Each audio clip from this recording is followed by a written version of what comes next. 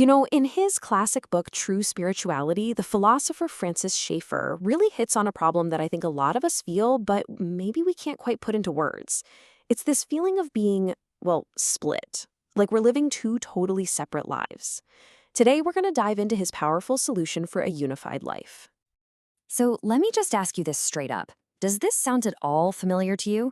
Do you ever feel like you have your spiritual life over here, and then you've got your real life, everything else, over there? And look, this is how so many of us operate, right? It's like we have these two separate boxes.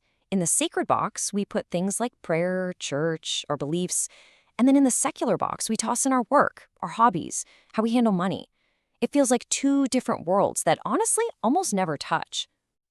So this whole feeling, this divided life, that is the exact problem that Schaeffer was critiquing. He actually had a name for it. He called it living in a two-tier universe, and he saw it as one of the biggest threats to having a genuine, authentic spiritual life. And his metaphor for this is just perfect. He said that trying to live this compartmentalized life is like trying to appreciate an orange while totally ignoring half of it. I mean, you can't. You're missing the whole point, the whole reality of what an orange is. Now, there's a fancy philosophical word for this split: dualism. It's this core idea that reality itself is chopped in two. And often, it comes with this sneaky belief that the spiritual stuff is good and the physical, material world is, well, kind of less important, or maybe even bad. Schaeffer argued that this is a huge misunderstanding that's crept into the way we think. Okay, so if dualism is the disease, what are the symptoms? Well, this divided way of seeing the world leads to some really ineffective and frankly pretty damaging ways of trying to connect the two sides. Schaeffer lays out these three classic traps we fall into. First, there's legalism. This is where we try to earn spiritual points by following a bunch of external rules. The only problem is, it just leads to either being proud of ourselves or totally despairing.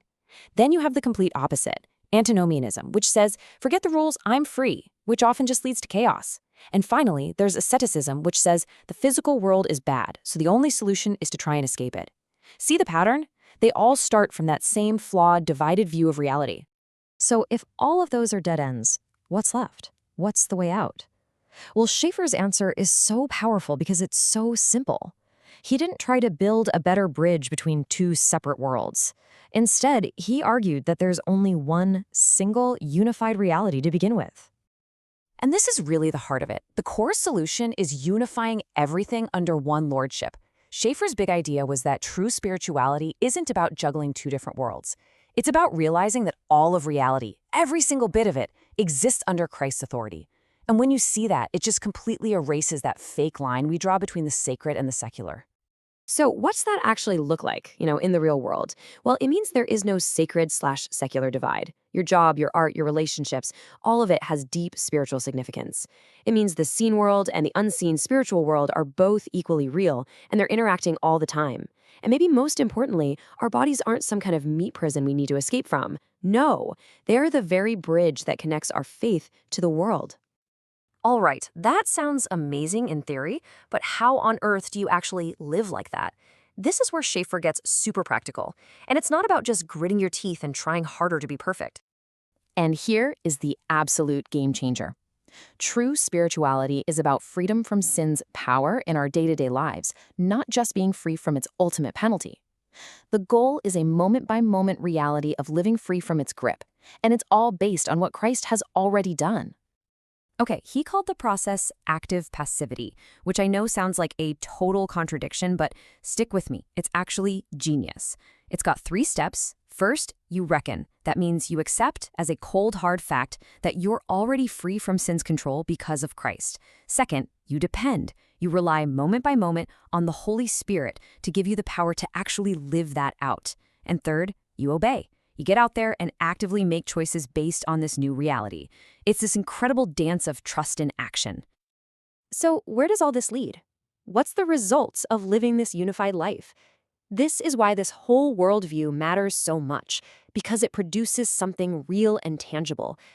But, and this is so key, the result probably isn't what you're expecting. And this is so important. Schaeffer was crystal clear about this. The result of living this way is not perfection. He called it substantial healing, a real, noticeable transformation that the people around you can actually see. It's about being authentic, not about being flawless. And this healing isn't just some private internal thing, it's comprehensive. It touches our personal lives, our psychology, our conscience. It touches our relationships in our families and our communities. And it touches our cultural lives, the way we do our jobs, the way we create art. Literally nothing is left out. And for Schaeffer, this is the bottom line. This is the ultimate proof. It's not some clever intellectual argument. It's this exhibited reality. A life and a community that are so obviously marked by a supernatural love and unity in the middle of a broken world that becomes the most powerful evidence that this whole thing is actually true. So I want to leave you with this to think about. What would change for you tomorrow if nothing in your life was considered secular? What if your work, your finances, your hobbies, what if it was all part of one single, unified spiritual life? That's the challenge and the invitation of true spirituality.